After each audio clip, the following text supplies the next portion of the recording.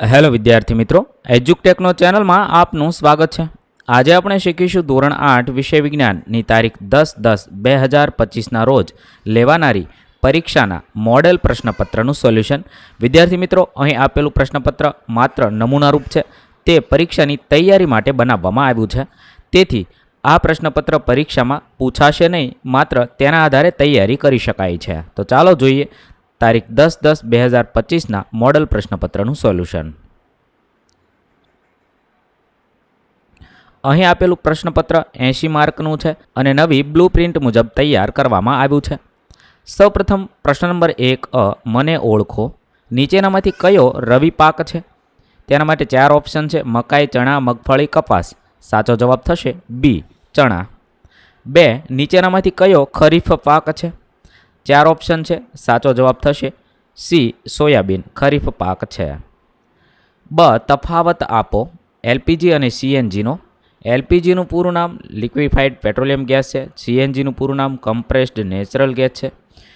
LPG છે એ દ્રવ્ય એટલે લિક્વિડ રૂપમાં હોય છે, જ્યારે સીએનજી વાયુમાં હોય છે. એલપીજી પ્રોપેન અને બ્યુટેન હોય છે અને સીએનજીમાં મિથેન ગેસ હોય છે. એલપીજી ઘરગથ્થુ રસોઈમાં વપરાય છે અને સીએનજી વાહનના ઈંધણમાં વપરાય છે. એલપીજી પેટ્રોલિયમમાંથી મળે છે અને સીએનજી કુદરતી ગેસમાંથી મળે છે. ત્યારબાદ મને ઓળખો. સૂક્ષ્મજીવોને જોવા માટે મારી જરૂર પડે છે, તો સૂક્ષ્મદર્શક યંત્ર. હું પેનિસિલિનનો શોધક છું, તો એલેક્ઝાન્ડર ફ્લેમિંગ. સી, હું મેલેરિયા થવા માટે જવાબદાર સૂક્ષ્મજીવ છું, તો પ્લાઝ્મોડિયમ. ત્યારબાદ ભેદ સ્પષ્ટ કરો. પ્રાણી સંગ્રહાલય અને વન્ય પ્રાણી અભયારણ્ય બંને એકબીજાથી કેવી રીતે અલગ છે તે લખવાનું છે. તો લખી શકાય, પ્રાણી સંગ્રહાલયમાં પ્રાણીઓને માણસો દ્વારા પાંજરામાં રાખવામાં આવે છે જેથી લોકો તેને જોઈ શકે, અને વન્ય પ્રાણી અભયારણ્યમાં પ્રાણીઓ કુદરતી વાતાવરણમાં સ્વતંત્ર રીતે રહે છે. પ્રાણી સંગ્રહાલય શહેર કે ગામમાં બનાવવામાં આવે છે, જ્યારે અભયારણ્ય જંગલ કે પહાડી વિસ્તારોમાં બને છે. ત્રીજું, સંગ્રહાલયમાં પ્રાણીનું સંરક્ષણ અને પ્રદર્શન બંને થાય છે, જ્યારે અભયારણ્યમાં પ્રાણીઓનું મુખ્ય હેતુ સંરક્ષણ છે, પ્રદર્શન નહીં. પ્રશ્ન 2, નીચેનામાંથી યોગ્ય વિકલ્પ પસંદ કરી જવાબ લખવાના છે. 1, નીચેનામાંથી કયું એન્ટીબાયોટિક છે? 4 ઓપ્શન આપેલા છે. સાચો જવાબ થશે સ્ટ્રેપ્ટોમાઇસિન, જે એન્ટીબાયોટિક છે. બીજું, ચેપી રોગનું મુખ્ય વાહક ખાલી જગ્યા છે. કીડી, ડ્રેગન માખી, માખી અને કરોળિયો, તો માખી છે એ મુખ્ય છે. પ્રશ્ન 2 સૂચના મુજબ વર્ગીકરણ કરો. ગમે તે 3. 1, પુનઃપ્રાપ્ય અને પુનઃ અપ્રાપ્ય કુદરતી સંસાધનોમાં વર્ગીકૃત કરવાનું છે. પેટ્રોલિયમ, સૂર્યપ્રકાશ, વન્યજીવો અને હવા. તો પુનઃપ્રાપ્યમાં સૂર્યપ્રકાશ અને હવા છે. પુનઃ અપ્રાપ્ય સંસાધનમાં પેટ્રોલિયમ અને વન્યજીવો છે. 2, કુદરતી ખાતર અને કૃત્રિમ ખાતરમાં વર્ગીકૃત કરો. તો કુદરતી ખાતરમાં છાણિયું ખાતર અને કમ્પોસ્ટ ખાતર આવશે, જ્યારે કૃત્રિમ ખાતરમાં એનપીકે અને યુરિયા આવશે. ત્યારબાદ ત્રીજું છે, નર અને માદા પ્રજનન અંગોમાં વર્ગીકૃત કરવાનું છે. તો નર પ્રજનન અંગોમાં શુક્રવાહિની, શુક્રપિંડ. માદા પ્રજનન અંગોમાં અંડવાહિની અને અંડપિંડ આવશે. ચોથું છે, બેક્ટેરિયા અને વાયરસથી થતા રોગોમાં વર્ગીકૃત કરવાનું છે. બેક્ટેરિયા દ્વારા થતા રોગમાં કોલેરા, ટાઇફોઇડ આવશે. વાયરસ દ્વારા થતા રોગમાં અછબડા અને પોલિયો આવશે. પ્રશ્ન 3, નીચેના પ્રશ્નોના ટૂંકમાં જવાબ આપો. 1, પેટ્રોલથી લાગેલી આગ ઓલવવા કેવા પગલાં લેશો? તો પેટ્રોલથી લાગેલી આગ ઓલવવા માટે પગલાં લઈ શકાય. આગ નજીક જતાં પહેલાં હળવા અને કપાસ જેવા કપડાં પહેરવા, એટલે કે કોટનના કપડાં પહેરવા. પાણી કે રેતી વડે આગ ઓલવવાનો પ્રયાસ કરવાનો.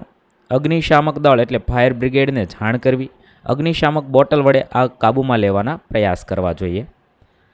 2, મેલેરિયા અને ડેન્ગ્યુથી બચવા તમે કેવા પગલાં લેશો? તો આજુબાજુ ભરાયેલું પાણી દૂર કરવું, જેથી મચ્છરોનો વિકાસ ન થાય. મચ્છરનાશક દવા છાંટી શકાય. મચ્છરથી બચવા માટે જાળીવાળા બેડ કે મચ્છરદાનીનો ઉપયોગ કરાય અને આસપાસની સફાઈ જાળવવી. પ્રશ્ન નંબર 3 નીચેના પ્રશ્નોના ટૂંકમાં જવાબ આપો. ગમે તે 2. 1, વન નાબૂદી અટકાવવા તમે કયા પગલાં લેશો? તો વન નાબૂદી અટકાવવા માટે વધુ વૃક્ષો વાવવા જોઈએ. વન્યજીવોના આવાસની રક્ષા કરવી જોઈએ. કાચા લાકડાનો ઉપયોગ ઘટાડવો જોઈએ. કાયદા અને નિયમોનું પાલન કરવું જોઈએ. બીજું છે, તમારા ઘરમાં દૂધ બગડે નહીં તે માટે તમે શું કાળજી લેશો? તો દૂધ ન બગડે તે માટે ઠંડુ અને સાફ પાત્રમાં રાખવું જોઈએ. દૂધને ફ્રીજમાં કે ઠંડકમાં રાખી શકાય. દૂધ ઉગાડ્યા પછી ટૂંક સમયમાં ઉપયોગ કરવો. દૂધને ગરમ કરીને ઠંડી જગ્યાએ મૂકવું. તેથી આ રીતે દૂધ બગડે નહીં તેની કાળજી લઈ શકાય. 3. વાહનોથી થતું પ્રદૂષણ ઘટાડવા માટે કયા પગલાં લેશો? તો વાહનોનું સમયસર પીયુસી કરવું, જાહેર પરિવહન એટલે કે બસ, ટ્રેનનો વધુ ઉપયોગ કરવો, સાયકલ અથવા પગપાળા મુસાફરીને પ્રોત્સાહન આપવું, કારપુલિંગ અને ઇલેક્ટ્રિક વાહનનો ઉપયોગ કરવો. પ્રશ્ન નંબર 4. નીચેના વિકલ્પોમાંથી યોગ્ય વિકલ્પ પસંદ કરી ખાલી જગ્યા પૂરવાની છે. 1. અંતઃફલન ખાલી જગ્યા દ્વારા થાય છે. 4 ઓપ્શન છે. સાચો જવાબ થશે માદાના શરીરમાં થાય છે. બીજું, પોલિયો ખાલી જગ્યા દ્વારા થાય છે. 4 ઓપ્શન છે. સાચો જવાબ થશે બી, વાયરસ દ્વારા થાય છે. ત્રીજું, મેલેરિયા થવા માટે જવાબદાર પ્રજીવનો વાહક ખાલી જગ્યા છે. સાચો જવાબ થશે એ, માદા એનોફિલિસ મચ્છર છે. 4. બ્રેડ અથવા ઇડલીની કણક ફૂલાવાનું કારણ શું છે? સાચો જવાબ થશે સી, યીસ્ટ કોષોની વૃદ્ધિ થવી. પ્રશ્ન નંબર 4. વૈજ્ઞાનિક કારણ આપો, ગમે તે 2. 1. છીંક ખાતી વખતે મોં પાસે રૂમાલ રાખવો જોઈએ. કારણ આપો. કારણ કે છીંક દરમિયાન નાક અને મોઢા પરથી જીવાણુઓ અને સૂક્ષ્મજીવો હવાના માધ્યમથી બહાર ફેલાય છે, જે બીજાને રોગ લગાડી શકે છે. રૂમાલથી તેને અટકાવી શકાય છે, એટલા માટે રાખવો જોઈએ. બીજું છે, આપણે જૈવ વિવિધતાનું સંરક્ષણ કરવું જોઈએ. કારણ કે જૈવ વિવિધતા પ્રકૃતિમાં પ્રાણીઓ, વનસ્પતિ અને સૂક્ષ્મજીવોની વિવિધ જાતિઓને જાળવીને પર્યાવરણ સંતુલિત રાખે છે અને ભૂમિ પર જીવનના તંત્રને સુરક્ષિત કરે છે, એટલા માટે સંરક્ષણ કરવું જોઈએ. 3. વન નાબૂદીથી વરસાદમાં ઘટાડો થાય છે. કારણ આપો. કારણ કે વૃક્ષો વાયુમાં ભેજ છોડતા હોય છે અને મેઘવર્ષા માટે જરૂરી પ્રક્રિયા એટલે કે ક્લાઇમેટ ચક્ર જાળવે છે. વન નાબૂદીથી આ પ્રક્રિયા ઘટી જતાં વરસાદ ઘટે છે. પ્રશ્ન નંબર 5. નીચેના પ્રશ્નોના ટૂંકમાં જવાબ આપો. 1. સૂક્ષ્મજીવોના મુખ્ય સમૂહ કયા કયા છે? તો સૂક્ષ્મજીવોના મુખ્ય સમૂહ બેક્ટેરિયા, વાયરસ, ફૂગ, પ્રોટિસ્ટા, એલ્ગી છે. 2. અલિંગી પ્રજનન એટલે શું? ઉદાહરણ દ્વારા સમજાવો. અલિંગી પ્રજનન એટલે એવું પ્રજનન છે જેમાં એક જ જીવો પોતાના જાતીય જોડાણ વગર નવા જીવો બનાવે છે. ઉદાહરણ છે અમીબા, બિનજાતીય વિભાજન દ્વારા પ્રજનન કરે છે. પ્રશ્ન નંબર 5. નીચેના પ્રશ્નોના ટૂંકમાં જવાબ આપો. 1. પેટ્રોલિયમ નિર્માણની ક્રિયા ટૂંકમાં સમજાવો.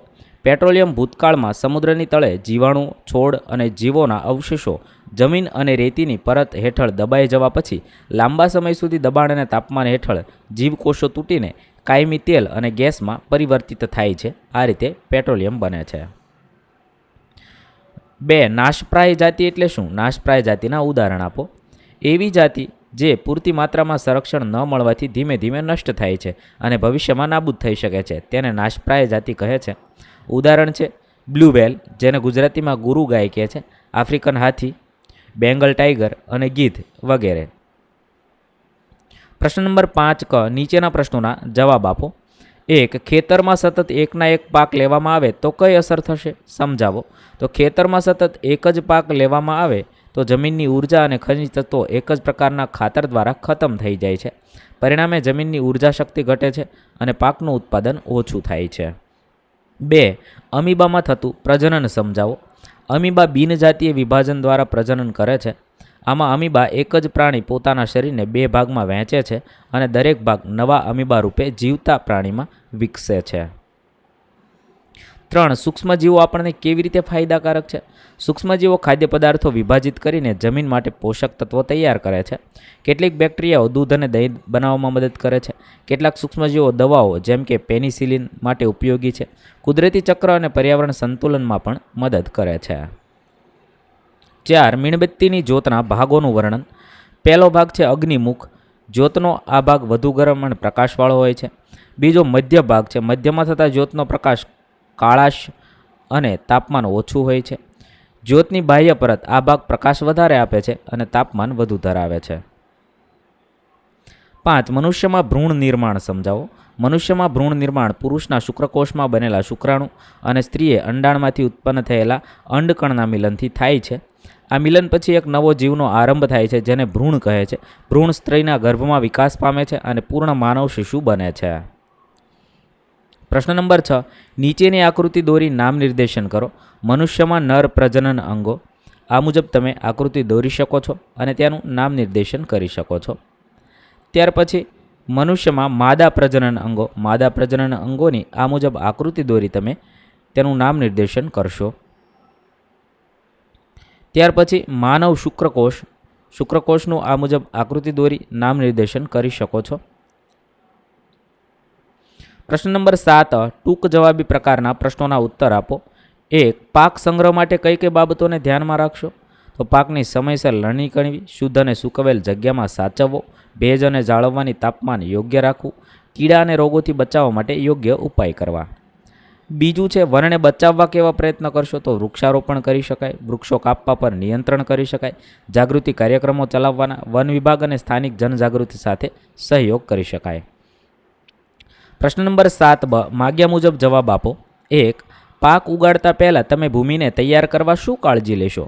તો ભૂમિમાંથી ખેડી અને ઝાડના મૂળ દૂર કરવા, જમીન ખેડીને સમતલ કરવી, જૈવિક કે રાસાયણિક મિશ્રણ કરવું, જમીનની નમી અને પોષક તત્વો તપાસવા. 2. અસમતલ જમીન માટે કઈ સિંચાઈ પદ્ધતિનો ઉપયોગ કરશો? શા માટે? અસમતલ જમીન માટે ડ્રીપ સિંચાઈ પદ્ધતિનો ઉપયોગ કરશું, કેમ કે ડ્રીપ સિંચાઈ પાણી સીધી છોડની મૂળ સુધી પહોંચાડે છે અને પાણીની બેચેની ઘટાડે છે. જમીનના અસમતલ ભાગોમાં યોગ્ય રીતે પાણી પહોંચે છે. 3. જમીનની ફળદ્રુપતા જાળવવા તમે શું કરશો?